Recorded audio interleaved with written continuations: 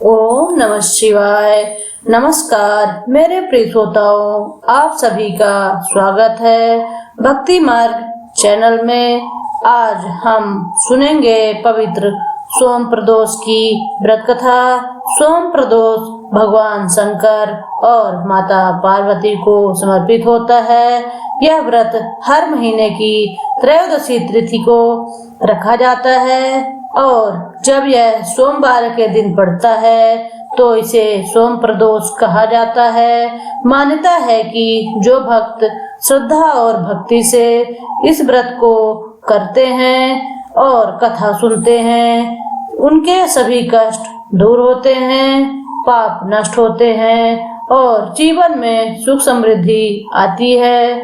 भगवान शिव की विशेष कृपा प्राप्त होती है। इस दिन सुबह स्नान करके स्वच्छ वस्त्र पहने और भगवान शिव का ध्यान करें।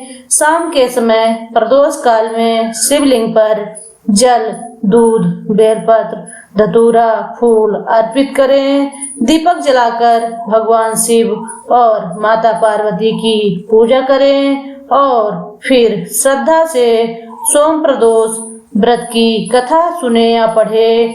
तो चलिए शुरू करते हैं सोम प्रदोष की व्रत कथा।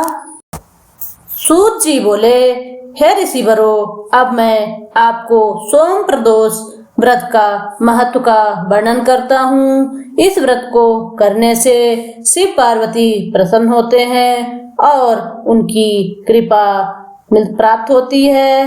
प्रातः स्नान करके शुद्ध पवित्र हो शिव पार्वती का ध्यान करके पूजन करें और अर्घ दें। ओम नमः शिवाय इस मंत्र का जाप 108 बार करें। फिर स्तुति करें, हे प्रभु, मैं इस दुख सागर में गोते खाता हुआ, ऋण भार से दबा हुआ, ग्रह दशा से ग्रसित हूँ। हे दयालु, मेरी रक्षा कीजिए। सौनकादि ऋषि बोले, हे पूज्यवर महामुनि, आपने यह व्रत संपूर्ण कामनाओं के लिए बताया है। अब कृपा कर यह बताने का कष्ट करें कि यह व्रत किसने किया हुआ उसे क्या फल मिला। सूत जी बोले, एक नगर में एक ब्राह्मणी रहती थी। उसके पति का स्वर्गवास हो गया था। कोई भी उसके साथ उसका धैर्य धारण कराने वाला नहीं था। इसीलिए वह सुबह होते ही अपने पुत्र के साथ भीख मांगने के लिए निकल जाती थी। भिक्षा में उसे जो भिक्षा के रूप में धन या अन्न प्राप्त होता था, उसी से वह अपना और अपने पुत्र का पेट भरती थी। एक दिन ब्राह्मणी भीख मांगकर लौट रही थी तो उसे एक लड़का मिला। उसकी दशा बहुत खराब थी। ब्राह्मणी को उस पर दया आ गई। वह उससे अपने साथ अपने घर ले आई। वह लड़का विदर्भ का राजकुमार था। पड़ोसी राजा ने उसके पिता पर आक्रमण करके उसके राज्य पर कब्जा कर लिया था, इसलिए वह मारा मारा फिर रहा था। ब्राह्मणी के आश्रम में वह ब्राह्मण कुमार की तरह पलने लगा। एक दिन ब्राह्मण कुमार और राजकुमार खेल रहे थे। उन्हें वहां गंधर्व कन्याओं ने देख लिया। वे राजकुमार पर मोहित हो गई। ब्राह्मण कुमार तो घर लौट आया, लेकिन राजकुमार अंशुमती नामक गंधर्व कन्या से बात करता रह गया। दूसरे दिन अंशुमती अपने माता पिता को लेकर राजकुमार से मिलने के लिए आई। उनको राजकुमार पसंद आया।